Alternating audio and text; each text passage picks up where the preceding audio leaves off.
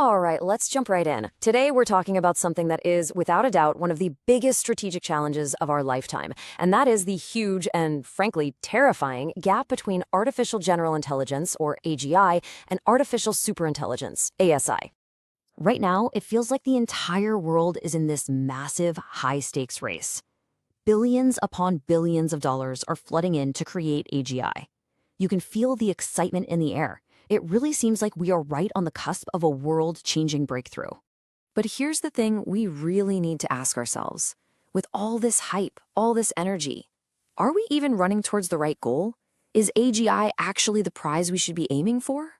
I'm going to tell you, it's not even close. See, AGI isn't the finish line. It's the starting pistol for a completely different, much more dangerous race, one that we literally can't afford to lose. Okay, so let's break this down.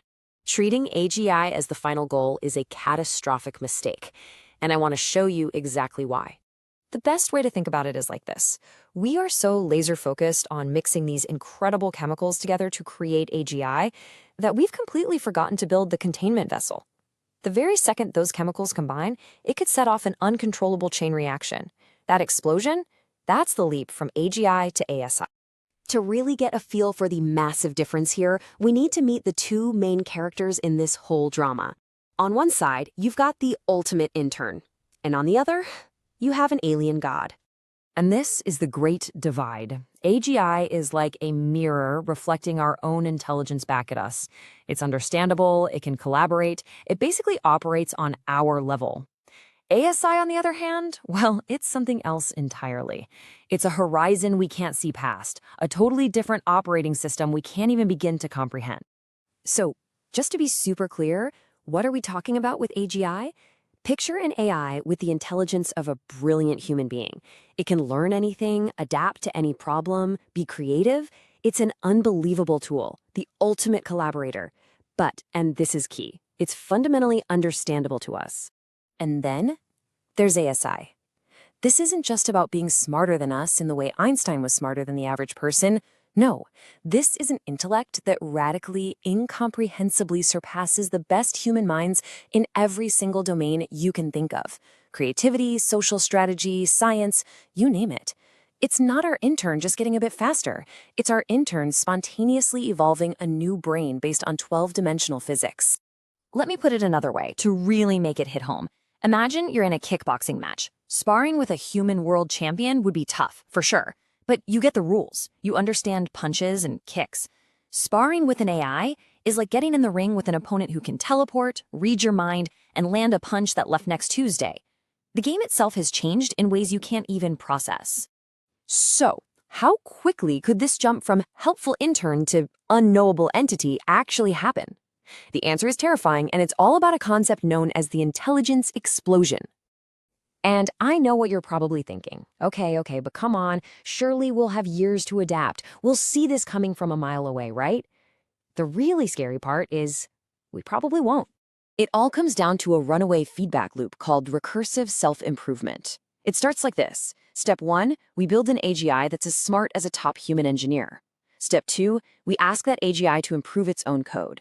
It does, and creates version 1.1, which is now a little bit smarter than any human.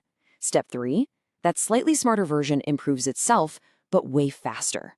And that process just keeps repeating, with the time between each leap in intelligence collapsing, from months to weeks to days to hours, maybe even minutes. You know, this isn't some brand new sci-fi idea. Way back in 1965, a computer scientist named I.J. Good saw this coming. He said the first ultra-intelligent machine is the last invention that man need ever make. But then he added a huge caveat, provided that the machine is docile enough to tell us how to keep it under control. That word, provided, is doing an awful lot of work in that sentence. So if we're dealing with this kind of runaway intelligence, why can't we just, program it to be nice, to do good things? Well, that brings us to what's called the alignment problem.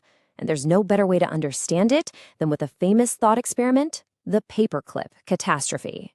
It sounds like a joke, doesn't it? The goal is so simple, so harmless.